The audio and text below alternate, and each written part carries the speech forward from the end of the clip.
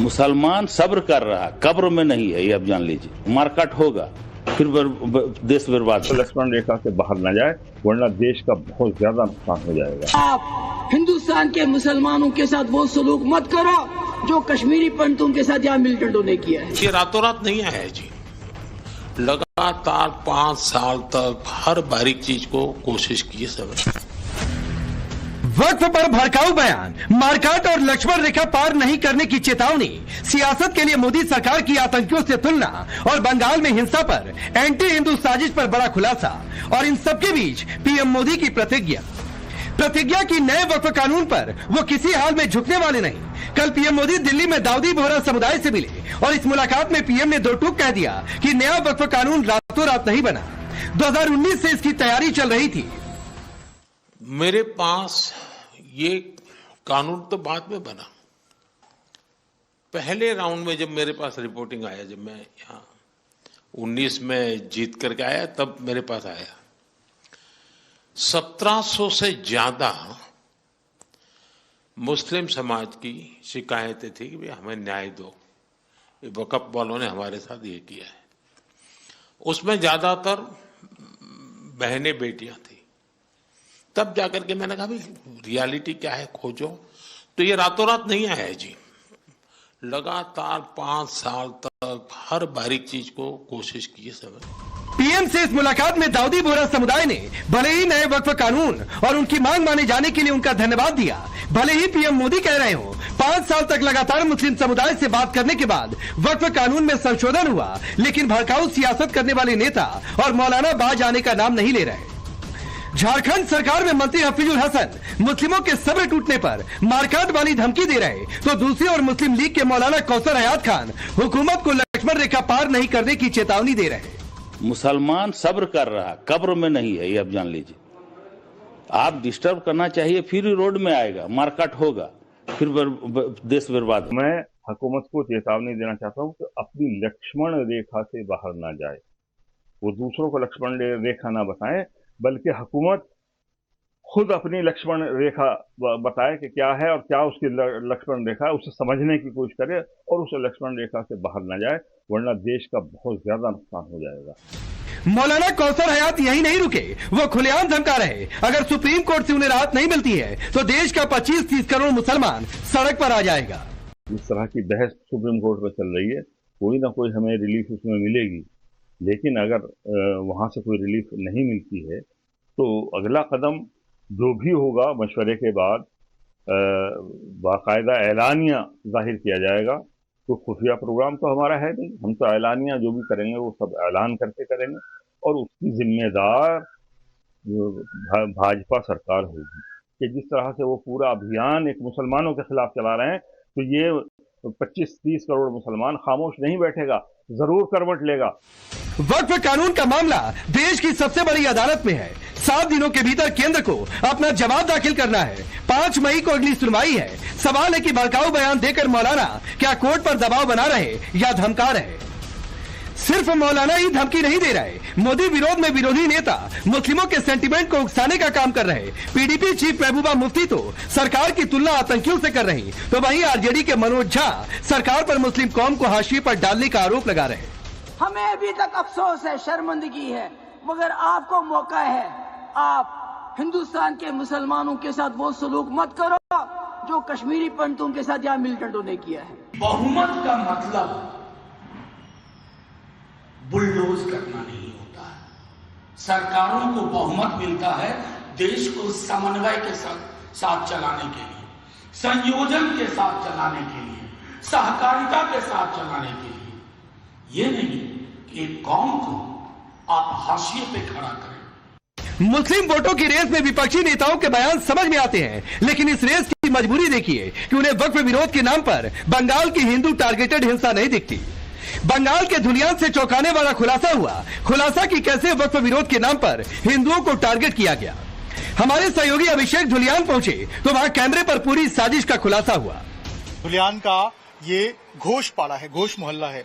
यहाँ पे अगर आप देखेंगे तो घर के बाहर जो है वो आपको ये इंक जैसे निशान नजर आएंगे। इधर भी देखिए, सामने देखिए, सामने भी आपको इंक नजर आएगा दूसरी तरफ यहाँ भी जो है वो इंक डाला हुआ है। इस इंक के पीछे का राज क्या है, यहाँ पे देखिए इंक के निशान है। और अब घर के अंदर अगर आप आएंगे तो देखिए किस तरीके से ये देखिए यहाँ पे इसको तोड़ दिया गया है। दुकान के अगर अंदर आप आएंगे तो ये देखिए ये दुकान में कुछ नहीं बचा है। ये देखिए ये पूरा लूटपाट कर लिया गया। यहाँ पे इंक क्यों डाला गया है? क्यों दिया है? ऐसी हो तो काटेगा हम लोग का, ऐसे खून लगाएगा, इसीलिए ये सब निशाना दिया है। को बोलते हैं ये तो काम दीजिए, काम नहीं देने से बातें नहीं। सोचिए कि बाकायदा पहले हिंदुओं के घरों की रेकी की गई, उन पर स्याही के निशान लगाए गए, फिर उन पर हमला, लूटपाट और आगजनी हुई। कलकत्ता हाईकोर्ट में सौंपी गई बंगाल पुलिस की रिपोर्ट भी कहती है हजारों लोगों की भीड़ इकट्ठा हुई, उनके हाथ में पत्थर, हसुआ, लोहे के रॉड थे। पुलिस अधिकारियों से पिस्टल छीनी गई, दंगाइयों ने जमकर उत्पात मचाया। लेकिन इन गवाहियों के बावजूद विपक्ष दीदी से गठबंधन धर्म निभाने में लगा है और मौलाना सड़क पर मुस्लिमों को उकसाने में। लेकिन इन सबसे अलग पीएम मोदी कमिटेड है कि वो वक्फ कानून पर पीछे नहीं हटेंगे, बल्कि बीजेपी तो 2 कदम आगे बढ़कर वक्फ सुधार पर जन जागरण अभियान चलाने जा रहे हैं। सही भी लोगों के बीच जाए और लोगों को जागरूक करने के लिए उनको सामग्री मिल सके, उनको ज्ञान मिल सके, इसके लिए कार्यशाला है। उसके बाद ये अभियान जिलों में और गांव देहात में हर जगह जाएगा। तो सवाल है कि 5 मई से वक्फ कानून पर सुप्रीम कोर्ट में क्या होगा? अगर सुप्रीम कोर्ट राहत नहीं देता है तो क्या कट्टर गैंग सड़क पर उत्पात मचाने की कोशिश करेगा या फिर देश का आम मुसलमान ही उनके इस प्रोपेगेंडा को धराशायी कर देगा? सबसे बड़ा सवाल कि वक्फ पर पीएम मोदी की आगे की तैयारी किया, खास तौर पर तब जब वो वक्फ पर खुद इतने कमिटेड है। Bureau report, times now Bharat. अब सोचिए कि कौम को हाशिए पर डाला जा रहा है, ऐसी बात कही जा रही, लेकिन बंगाल में हिंदू हाशिए पर डाल दिए गए, उस स्याही वाले सबूत पर सबकी जुबान खामोश है। पहले मैं आपका परिचय आज के मेहमानों से करवाता हूं। विजय शर्मा भारतीय जनता पार्टी के नेता और प्रवक्ता, नाजिया इलाही खान पॉलिटिकल एनालिस्ट के तौर पर, हाजी मेहरदीन रंगरेज एमआईएम के नेता हैं, सैयद जवाद पॉलिटिकल एनालिस्ट के तौर पर, फराज किदवई है समाजवादी पार्टी के नेता और प्रवक्ता, कंचना यादव है आरजेडी के नेता और प्रवक्ता। आप सभी का बहुत बहुत स्वागत है। मेहरदीन, जरा मुझे समझाइए लक्ष्मण रेखा मौलाना कैसे तय कर रहे हैं, और नहीं तो क्या मारकाट हो जाएगी इस देश में? क्या बयान है?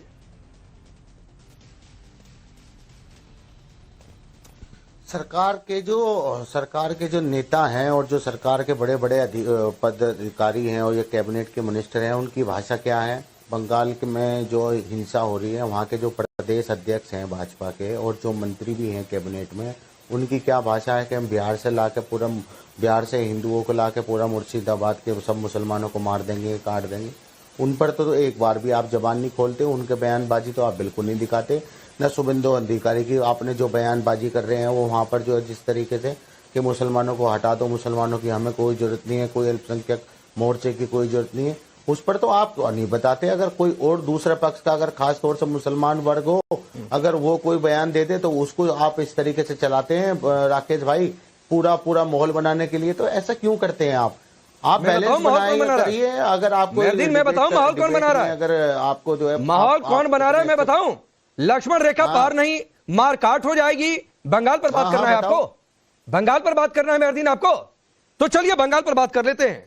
हिंसाग्रस्त घरों पर स्याही के निशान लगे, स्याही वाले घरों को टारगेट किया गया और उन्हीं घरों पर हमला हुआ जिन पर स्याही के निशान थे। छोड़ दीजिए हमारी ग्राउंड रिपोर्ट, सरकार की रिपोर्ट है, झूठी बात और टीएमसी गवर्नमेंट की रिपोर्ट है। अरे आपके कहने से झूठ थोड़ा नहीं हो जाएगा, और तस्वीरें झूठ नहीं बोलती हैं। ग्राउंड रिपोर्ट है, मुश्किल हालातों में अभिषेक ने जाकर वहां पर रिपोर्ट भेजी है और तस्वीरों के जरिए रिपोर्ट भेजी है। तो थोड़ी सी हिम्मत रखा करिए सुनने की, और सच सुना करिए। एक्सपोज हो रहे हैं तो बेचैन मत होइए मेहरदीन। अरे सर सुनिए, अच्छा अरे एक्सपोज अभी मैं आपको करता हूं, रुकिए सुनिए। आप भी बीजेपी ने और बीजेपी के जितने बंगाल के नेता हैं उन्होंने 9 तस्वीरें जो है ट्वीट करी, जो दिखाया कि हिंसा की तस्वीरें हैं, तो कि उसमें से 8 तस्वीर सीए और एनआरसी के आंदोलन की थी। दिखाइए कौन सी, तो पूरी दिखाइए तस्वीर कौन सी सीए एनआरसी के आंदोलन की थी, वो तो पूरा दिखाइए ना मेहरदीन, दिखाइए। मैं चैलेंज कर रहा हूं, कई सारी तस्वीर डाली हुई डिलीट करनी पड़ी। अरे दिखाइए, साबित करिए, यहाँ पर दिखाइए। कर रहा हूं।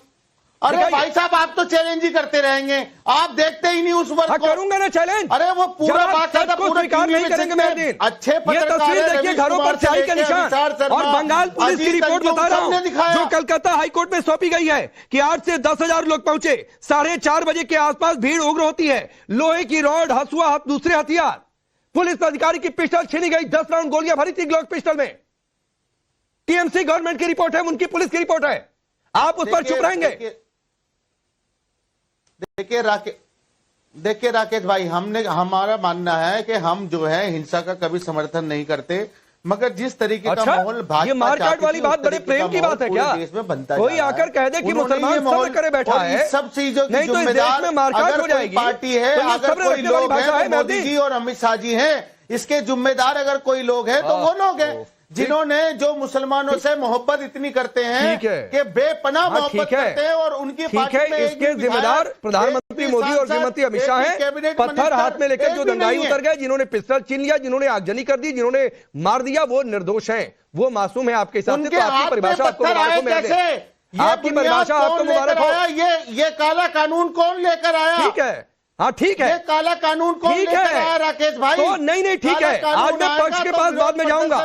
आज जो विरोध में बैठे हुए हैं यहां पर लोग, उनके पास सबसे पहले अब फराज किदवई साहब, तो सारा दोष प्रधानमंत्री मोदी का है, सारा दोष गृहमंत्री अमित शाह का है, दोष उन दंगाइयों का, उन पत्थरबाजों का नहीं है। और फिर बंगाल पुलिस की रिपोर्ट भी तो यही कर रही है कि दंगाई कसूरवार है। देखिए राकेश जी, सबसे पहले तो ये है कि मैं आज फिर से बोलूंगा और आपको ये फ्रेंडली एडवाइस है कि ये मत करिए। अच्छा, देश को ऐसे मत लड़वाइए कि जिस तरह से आप अपने ही शो में दिखा रहे हैं कि एक कम्युनिटी के घर पे, हिंदू भाइयों के घर पे ये हुआ, हिंदू भाइयों को मारा गया। ये जो भी हुआ किसी भी स्टेट में, चाहे उत्तर प्रदेश में हो, चाहे बंगाल में हुआ हो, या किसी भी स्टेट में हो, चाहे महाराष्ट्र में हो, वो गलत है, उसका हम समर्थन नहीं करते हैं। कड़ी से कड़ी सजा मिलनी चाहिए। लेकिन आपसे हाथ जोड़ करके विनती है कि आप ये काम मत करिए। आग में घी मत डालिए राकेश जी, 20 साल बाद आपको शर्मिंदा होना पड़ेगा। ये मेरी राय है, बाकी आपको एक फ्रेंडली एडवाइस मैं भी दे दूं, मैं भी फ्रेंडली एडवाइस दे देता हूं फराज किदवई साहब। सर, सभी समुदायों की बातचीत करिए, एक पक्ष की बात मत किया करिए। एक समुदाय पत्थरबाज, वो बच्चा हो जाता है, वो मासूम हो जाता है, उसके यहां आप लोग पहुंच जाते हैं चेक लेकर मुआवजे का। लेकिन दूसरा पक्ष जहां पर पीड़ित होता है, आपकी जुबान सिल जाती है, तो सर 20 साल बाद आपको एहसास होगा कि ये निगलेक्ट करना आप लोगों को कितना भारी पड़ रहा है। तो एक फ्रेंडली एडवाइस मैं भी आपको दे रहा हूं, अपनी बात पूरी करिए। राकेश जी, ऐसा कुछ नहीं। समाजवादी पार्टी और हमारी पार्टी जो है वो पीडीए के साथ है, और पीडीए वो समाज है जो कि आर्थिक तौर से, सामाजिक तौर से पिछड़ा हुआ है। अच्छा। लेकिन जाहिर सी बात है कि अगर हम पीडीए की बात करेंगे तो आप उसकी बात नहीं करेंगे। ये कौन लोग हैं जो दरगाह के ऊपर झंडा लिए खड़े हुए हैं? इनके ऊपर कब डिबेट करिएगा। ये जो बीड़ में मस्जिद में ब्लास्ट किया था 2 लोगों में, इनका मैं नाम नहीं बताऊंगा क्योंकि मैं आग में घी का नाम नहीं, काम वाला नहीं करूंगा। ये कौन लोग हैं? इनके ऊपर आप शो कब करिएगा? ये असम के मुख्यमंत्री सदन के अंदर बोलते हैं कि आई विल टेक साइड्स, जो कि कॉन्स्टिट्यूशन और संविधान के ऊपर हाथ रख करके कसम खाते हैं। ये कौन लोग हैं जो एक दलित अगर चला जाता है मंदिर के अंदर पूजा करने तो उसका शुद्धिकरण किया जाता है? इस पर कब डिबेट होगी? और सुनिए, आपने प्रधानमंत्री जी के बारे में कहा था, मुझे 20 सेकंड और दे दिएगा। प्रधानमंत्री जी ने लोकसभा के चुनाव में ह्यूमन वॉच की रिपोर्ट पढ़िएगा कि उन्होंने कितनी जो है वो हेट स्पीचेस दी हैं। और बाकी अभी आप क्या बोल रहे थे कि कुछ आप मुझे बयान सुना रहे थे ना, सुकंदा मजमूदार का बयान सुना है? अभी बंगाल से ही आते हैं ना, उन्होंने क्या कहा आप सुनेंगे या मैं आपको बताऊं कि जब रैली में चलो अपने कार्यकर्ताओं से तो हाथों में डंडे लेकर के चलो। अर्जुन सिंह ने क्या कहा था, भारतीय जनता पार्टी के जो पूर्व एमपी हैं, गिरिराज सिंह, क्या कहते हैं? तो मुझे एक बात बताइए, सुनिए, सुनते अरे फराज किदवई साहब, मैं सुन ही रहा हूं, तो एक बात बताइए ना, एक बात बताइए। आप जो बातें कह रहे हैं, दरगाह पर कोई झंडा लेकर चला गया, उस पर उस दिन हमने किया था और कार्यक्रम में उसकी चर्चा भी हुई थी, कोई उसको जस्टिफाई नहीं कर रहा, पहली बात। दूसरी बात है, मंदिर पर जाकर कोई हमला कर देता है तो मानसिक रूप से विक्षिप्त बता दिया जाता है। तो सर, ये सियासत तुष्टिकरण वाली आप लोगों को मुबारक हो। और रही बात बंगाल से किसी ने गलत कहा तो कोई सपोर्ट नहीं कर रहा, लेकिन भाई जब घर पर स्याही लगाकर हमला हो रहा है तो कोई डंडा लेकर भी ना चले, इसको भी आप गलत बता रहे हैं। विजय शर्मा एक रिप्लाई करिए, फिर मैं कंचना जी, हाँ ठीक है, फिर मैं कंचना जी और नाजिया आपके पास आ रहा हूं। विजय शर्मा। राकेश जी, देखिए कितनी बेशर्मी की बातें हैं। वहां पिता पुत्र को काटा जा रहा है, दशकों पुराने शिव मंदिरों को तोड़ा जा रहा है, वहां पे तोड़फोड़ की जा रही है। 150 परिवार जिसमें 450 के करीब सदस्य हैं, वो एक स्कूल में शरणार्थी बन के बैठे हुए हैं, जहां बच्चों को स्कूल जाना चाहिए था, और वहां बांस लगा दिए गए। ममता दीदी मौलवियों के पास जाके शांति दूत बताती है, लेकिन उनसे मिलने का समय नहीं है ममता दीदी के पास। ये टीवी पे बैठ के कहते हैं कि हम हिंसा का समर्थन नहीं करते। अरे रामनवमी पे तुम प्रतिबंध लगा देते हो, राम नाम का मांस बांटते तो FIR दर्ज तुम कर देते हो। है ये कौन सी विचित्र भाई, कैसी तुष्टिकरण है ये? आप मुझे बताइए, जो वहां रोहिंग्या और बांग्लादेशी घुसते हैं उनको आधार कार्ड आप बांट देते हो, आप बाहर नहीं लगाने देते हो 450 किलोमीटर। हमारे होम मिनिस्टर साहब ने संसद में बोला है कि 450 किलोमीटर ऐसी सीमा जिसपे हमने 10 रिमाइंडर भेजे हैं। चीफ सेक्रेटरी, होम सेक्रेटरी ने 7 बार वहां मीटिंग की है, आप लगाने नहीं दे रहे हो। और फिर आप यहाँ आके छाती पीटते हो कि भाई देखो हिंदू मुस्लिम की बातें मत करो। अरे चुन चुन के हिंदुओं को मारा गया है, चुन चुन के रात को नाम में बैठ के वहां से औरतों को अपनी इज्जत बचा के भागना पड़ा है। किस तरह से काट, वहां अंतिम संस्कार के लिए वहां एक बिरादरी के जो ब्राह्मण और जो अंतिम संस्कार करते हैं वो उपलब्ध नहीं हुए। वो परिवार कहता है वहां आके, और बेहया लोग यहाँ आके कहते हैं कि ये देखो किस तरह की बात है। अरे वक्त का मामला सुप्रीम कोर्ट में विचाराधीन है। आप नहीं, ठीक है, सुप्रीम कोर्ट में विचाराधीन है, फिर भी भड़का जिसका मन कर रहा है वो कर रहा है। अब कंचना जी आपके पास आता हूं। आपकी पार्टी के नेता ने कहा कि सरकार के पास बहुमत है, इसका मतलब नहीं है कि एक कौम को हाशिए पर डाल दे। हुआ तो बंगाल में भी यही है, वहां भी बहुमत है लेकिन वहां भी एक कौम को हाशिए पर डाल दिया गया। लेकिन दिक्कत यह है कि वहां पर हिंदू कौम है, वो हाशिए पर डाली गई है, उसके खिलाफ फैसला हुई है। वहां पर आप लोग गठबंधन धर्म निभा रहे हैं। देखिए, बात गठबंधन धर्म की नहीं है राकेश जी। आप तो बात करेंगे नहीं कि सुप्रीम कोर्ट ने कैसे इन पर तमाचा मारा है।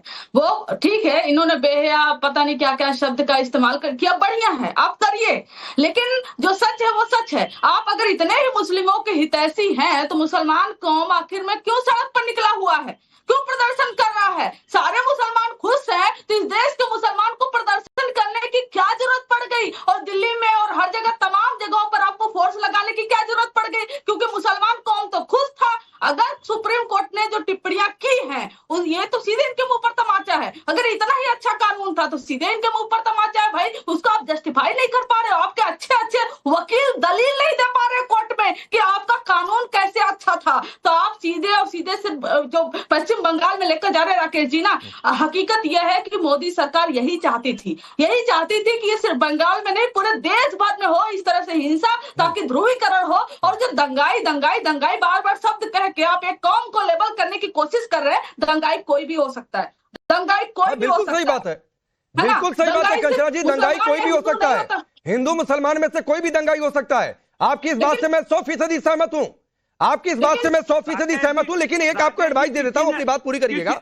रुक जाइए विजय जी, रुक जाइए, रुकिए, अभी मैं कंचना जी से मैं बात कर रहा हूं। एक आपको एडवाइस दे देता हूं फराज किदवई साहब की तर्ज पर, और एडवाइस ये है कि अभी मत तय करिए कि तमाचा किसके लिए है, सरकार के लिए है कि विपक्ष के लिए, ये अभी तय मत करिए, क्योंकि अभी बहुत कुछ आना बाकी है सुप्रीम कोर्ट में। अभी 7 दिन का समय केंद्र को जवाब दाखिल करना है, ना तो कानून पर किसी तरीके की रोक है ना तो कुछ है। तो अभी दोनों पक्ष किसी को भी किसी के लिए तमाचा ना बताएं, ये एक फ्री एडवाइस है। मैं फिर अपना सवाल रोक है, भ्रमित मत करिए प्लीज। क्या वक्फ बाय यूजर पे स्टे है। हाँ, वक्फ बाय यूजर पर अभी प्रावधान लागू नहीं होंगे। यस, वक्फ बाय यूजर के प्रावधान लागू नहीं होंगे, लेकिन पूरे कानून पर स्टे नहीं है, पूरे कानून पर स्टे नहीं है फराज किदवई साहब। नहीं है स्टे राकेश जी, मैं बता देता हूँ, सुन लीजिए, 2 मिनट का समय दीजिए मुझे, 30 सेकंड का समय दीजिए, मैं इनकी पोल खोल देता हूँ। कोई स्टे नहीं है, मैं सुप्रीम कोर्ट को बता देता। कितने और कितने चले गए पोल खोल? अरे मनोज जी ऐसी बातें मत कीजिए, ये समस्या भाषा यहाँ मत यूज कीजिए, आप दोनों तहजीब से बात कीजिए। अरे कौन सी भाषा यूज कर रहे हो आप? अरे गुंडई यहाँ मत चलाइए। सुप्रीम कोर्ट ने क्या कहा? माना आप गुंडों की पार्टी से, यहाँ गुंडई मत करिए, झूठ मत बोलिए, तहजीब से बात कीजिए। मैं बताता हूँ आपको, सुप्रीम कोर्ट का कोई स्टे नहीं है। अरे तमाशा आपको लगा है, तमाशा आपको लगा है, मैं बता देता हूँ आपको। राकेश जी मौका दीजिए, मैं बताता हूँ आपको। नहीं, रुक जाइए, मैं डिबेट को आगे बढ़ाना चाहता हूँ, स्टेट नहीं करना चाहता हूँ। आप दोनों लोग रुकिए, मैं स्टेटस क्लियर कर देता हूँ। नहीं, मैं स्टेटस क्लियर करने के लिए बैठा हूँ। रुकिए, अभी कंचना जी का समय था। नहीं, रुक जाइए प्लीज, 10 सेकंड में मैं स्टेटस क्लियर कर देता हूँ। कानून पर कोई स्टे नहीं है, केंद्र को 7 दिन के भीतर जवाब देना है। वक्फ संपत्तियों की स्थिति फिलहाल नहीं बदलेगी, फिलहाल वक्फ बोर्ड में कोई नई नियुक्ति नहीं है, वक्फ बाय यूजर के प्रावधान अभी नहीं बदलेंगे, ये स्टेटस है। तो अभी रुक जाइए, हाँ, कानून पर भी किसी तरीके का स्टे नहीं है। आप जाकर आदेश पढ़िए फराज किदवई साहब, कहीं आदेश में नहीं लिखा है, केंद्र के स्टेटमेंट को ऑन रिकॉर्ड लिया गया है, कहीं नहीं लिखा गया है कि वक्फ कानून पर संशोधन पर स्टे लग गया है। तो रुक जाइए, अभी रुक जाइए, आदेश पढ़ लीजिए, रुक जाइए प्लीज, दोनों लोग शांत रहेंगे। कंचना प्लीज, जिसका समय वो बोले, मैंने स्टेटस क्लियर कर दिया। अब आप अपने हिसाब से अपने मतलब की बात खोजकर संतोष हो जाइए या खुश हो लीजिए। कंचना जी, मैं फिर सवाल दोहरा रहा हूं और मुझे मेरे सवाल का जवाब चाहिए। क्या बंगाल में हिंदू कौम हाशिए पर गई या नहीं गई? क्या उनको टारगेट किया गया कि नहीं किया गया? क्या उनके खिलाफ टारगेटेड हिंसा हुई कि नहीं हुई? इस देश में सारी कौम ना वो हाशिए पर ही गई हुई है because of Bharatiya Janata party जो सामाजिक ध्रुवीकरण करने की कोशिश की है ना, उनकी कभी मंशा थी ही नहीं कि वक्फ बोर्ड में सुधार हो। उनकी सिर्फ मंशा थी कि दंगा हो, और उनको मजा आ रहा है, भड़काऊ बयान दे रहे हैं। और सिर्फ एक राज्य में नहीं, अभी तो बिहार में चुनाव आने वाले हैं, कितने न जाने दंगा कराएंगे ये लोग सिर्फ और सिर्फ बिहार में ध्रुवीकरण करने के लिए, सिर्फ मुद्दे को, इशू को बदलने के लिए। तो ये आप रिश्ते तो लगाए हैं ना कि प्रॉपर्टी वक्फ बाय यूजर और तमाम कल जो है कि क्या आप हिंदू टेम्पल में, हिंदू ट्रस्ट में मुसलमानों को डाल सकते हैं क्या? इसका कोई जवाब था क्या भारतीय जनता पार्टी के पास? तमाम वकील थे भारतीय जनता पार्टी की तरफ से, क्या कोई एक भी दलील दे पाए हैं जिससे कि जो चीफ जस्टिस ऑफ इंडिया खुश हो या संतुष्ट हो? आखिर में किसने टाइम मांगा? 7 दिन का टाइम या 15 दिन का टाइम किसने मांगा? भारतीय जनता पार्टी ने मांगा, भारतीय जनता पार्टी के वकीलों ने मांगा। आप कानून इतना ही रिसर्च करके बनाए थे तो आपको अगर टाइम की जरूरत क्यों पड़ गई? आप पहले ही आर्गुमेंट में बोलते, आप पहले आर्गुमेंट में डिफेंड करते, आप कानून को डिफेंड करते, आप नहीं कर पाए क्योंकि आपके पास कुछ नहीं था। आपकी जो मंशा थी वो यह थी कि कैसे सामाजिक ध्रुवीकरण किया जाए। मुसलमानों का पहले ही आपने फेलोशिप, मौलाना आजाद फेलोशिप छोड़ लिया है, बुलडोजर घर पर चलवाते हैं, और कैसे उनके प्रॉपर्टीज पर नजर आपकी पड़ी हुई है, ये सिर्फ मंशा थी। उस पर चोट लगा है, हिंदुओं पर नहीं बोल पा रही आप, हिंदुओं पर नहीं बोल पा रही। और आपको ये बता दूं, केंद्र सरकार की ओर से खुद ही सॉलिसिटर जनरल ने कहा कि अभी हम कोई स्टेटस चेंज नहीं करने जा रहे हैं। तो ये सरकार की ओर से कहा गया है, कोर्ट की ओर से नहीं कहा गया, जिसको स्टेटमेंट पर लिया गया। रुक जाइए, लेकिन नाजिया इलाही, ये अजीब बात है कि हिंदू कौम की बातचीत हो जाए तो वो कौम हिंदू दिखती नहीं है किसी को। कंचना जी एक बार को नहीं बोलने आई कि हाँ हिंदू कौम जो है बंगाल में खतरे में आ गई, हाँ टारगेटेड हिंसा हो गई है, वहां पर एकदम खामोशी। और बंगाल में हिंसा, अब बिहार में चुनाव है, दोनों को जोड़ भी दे रही है। हिंदू खतरे में बहुत पहले से दिखता है। नहीं, मैं तो बंगाल की बात कर रहा हूँ। बंगाल में भी मुर्शिदाबाद में क्या हिंदुओं को टारगेट किया गया कि नहीं? मेजॉरिटी हिंदू है इस देश में, लेकिन हिंदू खतरे में। कंचना जी मैं आपसे सीधे सवाल करता हूँ, क्या बंगाल में मुर्शिदाबाद में हिंदू टारगेट किए गए नहीं? अंतर है क्या बंगाल में मुर्शिदाबाद में हिंदू टारगेट किए गए कि नहीं किए गए? पहले से पूरे देश भर में हिंदू खतरे में था। हिंदू टारगेट किए गए कि नहीं? मैं पूरे देश की बात नहीं कर रहा हूं, लेकिन मुर्शिदाबाद में जो रिपोर्ट आई और जो सरकार भी मान रही है, वहां पर हिंदू टारगेट किए गए कि नहीं किए गए? हिंदू खतरे में, लेकिन अब वेस्ट बंगाल में हिंदू खतरे में, भारत से सिमट के वेस्ट बंगाल तक। ठीक है नाजिया। राकेश जी, वंदे मातरम, भारत माता की जय। मैं अभी पश्चिम बंगाल में ही बैठी हुई हूँ और पिछले 5 दिन से पश्चिम बंगाल में हूँ और मैंने दौरा किया है मालदा, मुर्शिदाबाद, बनगांव और मिदनापुर का। जिस हिसाब से हिंदू डरे हुए हैं, जय श्री राम का नारा लेने से पहले कतरा रहे हैं। हनुमान जयंती के वक्त में जब मैं कुल्टी और आसनसोल में गई थी तो शत्रुघ्न सिन्हा ने अपनी आवाज से सबको खामोश करवा दिया था। हनुमान जयंती पर जय हनुमान जी की बोल नहीं पा रहे थे। कंचना जी को मैं बोल दूं कि जिस हिसाब से चिन्हित करके गाड़ियां चिन्हित की गई हैं, जो कट्टर राष्ट्रवाद है, घर चिन्हित किए गए हैं जो कट्टर हिंदू है, और लोकेलिटी चिन्हित की गई है जो कट्टर भगवान राम के भक्त हैं, और उन्हीं को चिन्हित करके मारा गया है। जिस तरीके से दलित परिवार के पिता और पुत्र को मारा गया है, उनका गुनाह और पाप क्या था कंचना जी? उनका गुनाह और पाप इतना था कि वो भगवान की प्रतिमा बनाते थे और घर से निकाल करके बोटियों में काट करके मारा गया है। मैंने उसकी ब्लर नहीं, ओरिजिनल तस्वीर और वीडियोग्राफी देखा है और उनके माता पिता से मिलकर आई हूँ। आपने अगर देखा होता ना तो आप रो पड़ती कि इतना दर्दनाक मौत भगवान किसी को भी ना दे, किसी को भी ना दे। पश्चिम बंगाल में हिंदुओं की हालत ठीक वैसे ही हो गई है जैसे 1989 से 1991 में कश्मीरी पंडितों की हालत जम्मू एंड कश्मीर में हुई थी। मैं वक्त पर बोलना चाहती हूँ और खिदवाई जी बहुत गौर से सुनिएगा। क्या वक्फ बोर्ड ने वायलेशन 254 का नहीं किया? क्या वक्फ बोर्ड ने वायलेशन आर्टिकल 264 का नहीं किया? मंदिरें टैक्स दे रही है क्योंकि चढ़ावा आता है, मजारों पे चढ़ावा नहीं आता क्या? वायलेशन क्या फंडामेंटल राइट का वक्फ ने नहीं किया? 1500 साल की मंदिरों को कहा जाता है कि वक्फ का है, आधा पंजाब कह दिया जाता है कि वक्फ का है। तो फंडामेंटल राइट आर्टिकल 13 से लेकर के संविधान के आर्टिकल 28 और 35 चैप्टर 3 का वायलेशन अकेले वक्त ने किया है। और आज जब हिजाब उतर रहा है तो तकलीफ हो रही है। ठीक है। नहीं, मैं कंचना जी और फराज साहब दोनों लोगों को 1-1 मिनट समय दूंगा जो बातें नाजिया ने कही है उसका रिप्लाई करने के लिए, लेकिन सैयद जवाब ने अभी तक नहीं बोला है। सैयद जवाब, क्या बंगाल में मुर्शिदाबाद में हिंदू टारगेट हुए कि नहीं हुए? नंबर 1।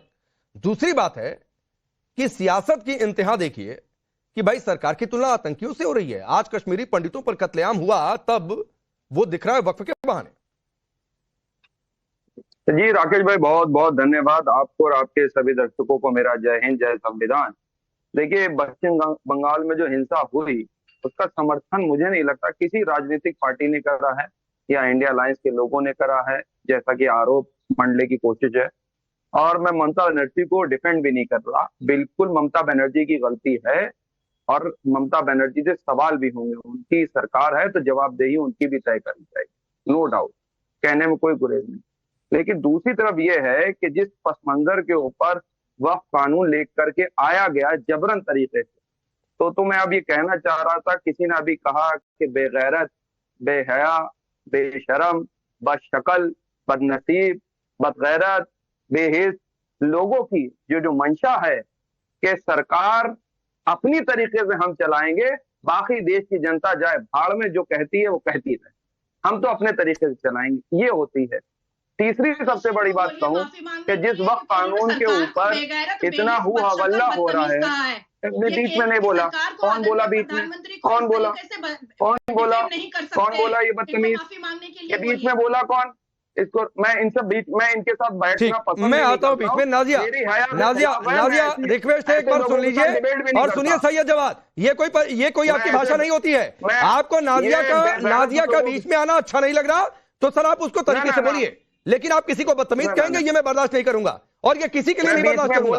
तो रुक जाइए, संयमित भाषा, आप अपनी बात पूरी करिए।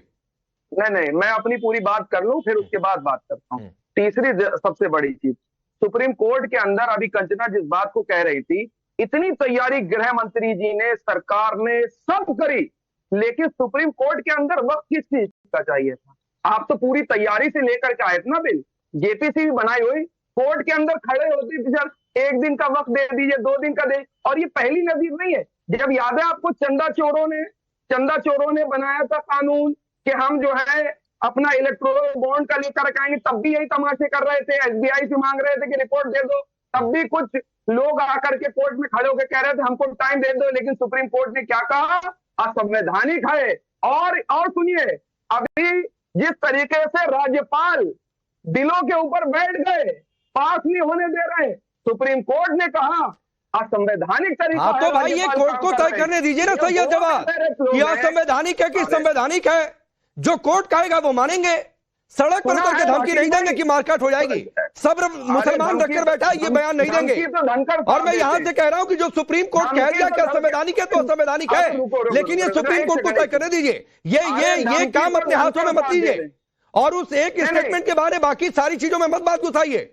तो रुकिए, चलिए अब कंचना जी। धमकी जो है वो धनखड़ साहब दे रहे, 10 सेकंड और दे दीजिए। चलिए ले लीजिए, 10 सेकंड ले लीजिए। वो कोर्ट को धनखड़ साहब दे रहे हैं, हम नहीं दे रहे। हम तो न्याय का सम्मान करते हैं, सर्वोच्च न्यायालय का सम्मान कर रहे हैं। लेकिन ठीक है सर, ठीक है नहीं ठीक है सर, सम्मान दिख रहा है कि अपने हिसाब से 1 लाइन ले लिया, अपने हिसाब से 2 लाइन छोड़ दिया। रुक जाइए, मुझे 1-1 मिनट पहले कंचना जी और फराज किदवई को देना है जो बातें कही, लेकिन उसके साथ ही अरे रुकिए भाई प्लीज। राकेश पांडे को नींद नहीं आया कल रात, ये सूत्रों से पता चल रहा है। सुप्रीम कोर्ट के बोलने को सूत्रों ने बताया कि राकेश पांडे को भी रात में नींद नहीं। क्या ये बात सच है राकेश जी? अरे चलिए ना, ये सड़क की भाषा अपने पास रखिए ना। पर सैयद जवाद, सड़क की भाषा अपने पास रखिए। राकेश पांडे को क्या पता है, नहीं पता है, ये सैयद जवाद को कैसे पता चलेगा? और सैयद जवाद इतने अंतर्यामी है तो कहीं बैठ जाइए, लोग आएंगे अपना भविष्य जानने के लिए। तो रुक जाइए सैयद जवाद, होल्ड करिए। कंचना यादव प्लीज, बीच में नहीं। कंचना यादव, मैं आपको 1 मिनट पहले देता हूं कि बंगाल में हिंदुओं की जो हालत हुई, क्या उस पर आप बोल पाएंगे? मुर्शिदाबाद में देखिए, पहली बात राकेश जी, क्या आप बोल पाएंगी?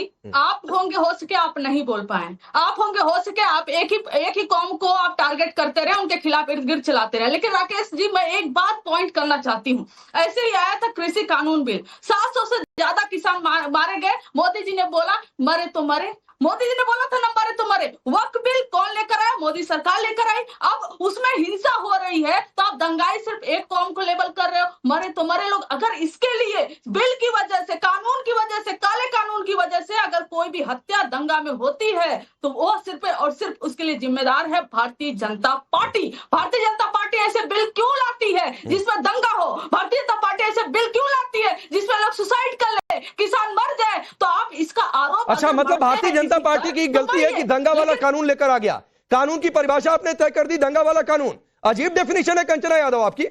आपको हिंदुओं पर बोलने के लिए मैंने समय दिया, 53 सेकंड हो गया। आपकी हिम्मत ये नहीं हो पाई, पॉलिटिकल आप इतनी करेज नहीं जुटा पाई कि मुर्शिदाबाद में हिंदुओं को टारगेट किया गया, आप उन पर बोल पाए। सुनिए, मैं ना आपके चैनल पे आके चिल्लाना पड़ता है, लेकिन आपकी हिम्मत नहीं है कि आप ये कह दो कि वक्फ बिल में क्या क्या कमियां थी। कोर्ट तय करेगा, कोर्ट तय करेगा और देश की संसद से तय होगा, और जो इन दोनों जगहों से तय हो जाएगा देश उसको लेकर आगे बढ़ेगा। ये बात जान लीजिए कंचना जी, कोर्ट ने तय कर दिया कि 10 प्रावधान असंवैधानिक है, मान लिए जाएंगे। तो आप दंगा पे और आप सुप्रीम कोर्ट पर बात करिए, आप काले कानूनों पर बात करिए, जिसकी वजह से लोगों को अपनी जान। क्यों दंगों पर बात नहीं करेंगी कंचना जी? क्यों दंगों पर बात नहीं करेंगी? क्यों मुर्शिदाबाद में हिंदू मार दिए गए, उन पर बात आप नहीं करना चाहती है? यही समस्या है आपकी। आप होंगे पिक चूज करने वाले, आप होंगे कुछ स्टेटमेंट। अरे पिक चूज आप कर रही हैं, मैं कहां से पिक चूज कर रहा हूं? हम सब पर बात करते हैं, हम सारी कौम की बात करते हैं, हम पूरे समाज और देश की बात करते हैं। आप लोग होंगे जो दंगा भड़काने का काम करते होंगे अपनी स्टूडियो में बैठकर आके जी। अच्छा, मतलब मुर्शिदाबाद के जो पिक एंड चूज करते होंगे स्टेटमेंट्स का, मतलब मुर्शिदाबाद के हिंदुओं की बातचीत मैंने कर ली, मतलब मुर्शिदाबाद के हिंदुओं की बातचीत कर ली। बंगाल सरकार की पुलिस की रिपोर्ट का मैंने जिक्र कर दिया, जो कलकत्ता हाईकोर्ट में दी गई है, जिसमें यह स्वीकार किया गया है कि कैसे हिंसा फैली है, किनको टारगेट किया गया। उसके बावजूद आप मानने को तैयार नहीं है कि हिंदू टारगेट किए गए, और आप मुझे कह रही है पिक एंड चूज किया। चलिए खैर, ठीक, जहाँ चुनाव आएगा आप वहाँ के हिंदुओं को। तो बंगाल में चुनाव अभी थोड़े नहीं है, बंगाल में अगले साल चुनाव है। रुकिए, चलिए फराज किद भाई, ठीक है फराज किद भाई साहब बोलिए, जो बातें नादिया ने कही थी। राकेश जी, आपके शो में आया हूं आपके जवाब देने के लिए, बाकी किसी और का मैं जवाब न देता हूं न देना पसंद करूंगा। तो चलिए सर बता दीजिए प्रवक्ता को। नहीं तो चलिए ठीक है, मत दीजिए नादिया का जवाब। बाकी किसी भाड़े के राजनीतिक विश्लेषक का जवाब मुझे नहीं सर प्लीज नहीं, ये सब भाषा थोड़ी नहीं ठीक लगती है फिर तो। अरे सैयद जवाद मत हंसिए इतने, आप भी पॉलिटिकल एनालिस्ट के तौर पर ही बैठे हैं, तो दूसरा पक्ष आपको भी भाड़े का ही राजनीतिक विश्लेषक कह देगा, तो कम से कम आप तो बिल्कुल मत हंसिए। आप बिल्कुल मत हंसिए, तो रुक जाइए। हाँ तो रुक जाइए ना, रुक जाइए, आप तो बिल्कुल मत हंसिए ना। चलिए नहीं रुक जाइए प्लीज प्लीज, ये समय फराज किद भाई का है। फराज किद भाई, बीच में नहीं आऊंगा, लेकिन मुर्शिदाबाद में हिंदू टारगेट हुए कि नहीं? हाँ मैं बता, देखिए 3 चीजें हैं। सबसे पहले तो ममता बनर्जी की बात कर लेते हैं। ममता बनर्जी इस देश की most efficient, most effective and best administrative chief minister. उनका इसलिए विरोध भारतीय जनता पार्टी और मीडिया का एक सेक्शन करता है क्योंकि वो महिला हैं, क्योंकि वो section of the media is महिला विरोधी और भारतीय जनता पार्टी इज महिला विरोधी। ये मैंने क्यों बोला, उसके बैकग्राउंड में बोला है कि एनसीआरबी का डेटा पेज नंबर 33, अगर आप सांप्रदायिक दंगों की बात करते हैं, टेबल नंबर 18.4, जिसमें 2022 में बंगाल में कितने सांप्रदायिक दंगे हुए? 0। कितने हुए? 0। उसके बगल में बिहार में कितने हुए थे? अरे मैंने ये नहीं पूछा फराज किद भाई, फराज भाई मैंने ये नहीं पूछा। मेरा एक लाइन का था कि मुर्शिदाबाद में हिंदू टारगेट हुए कि नहीं। 35 सेकंड से ज्यादा समय हो गया, आप नहीं बोल पाए। राज्य सरकार की रिपोर्ट का मैं जिक्र कर रहा हूं, पुलिस की रिपोर्ट का कलकत्ता हाईकोर्ट में जो दी गई उसके आधार पर पूछ रहा हूं, आप नहीं बोल पा रहे हैं और मुझ पर कह रहे हैं कि मैं पिक एंड चूज कर रहा हूं। सर थोड़ी सी पॉलिटिकल करेज हिंदुओं के लिए भी बचा कर रखिए। आप सबका बहुत बहुत शुक्रिया। आज